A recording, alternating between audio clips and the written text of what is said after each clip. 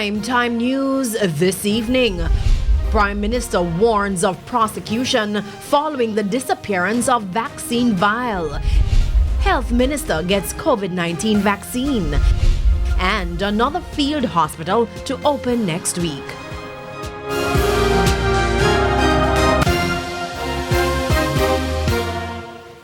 Good evening and welcome to Primetime News. We're on air and online at onespotmedia.com. I'm Janella Precious. Also this evening, the top business stories of the day, sports commentary, E-Prime and weather. But before the break, the feedback question.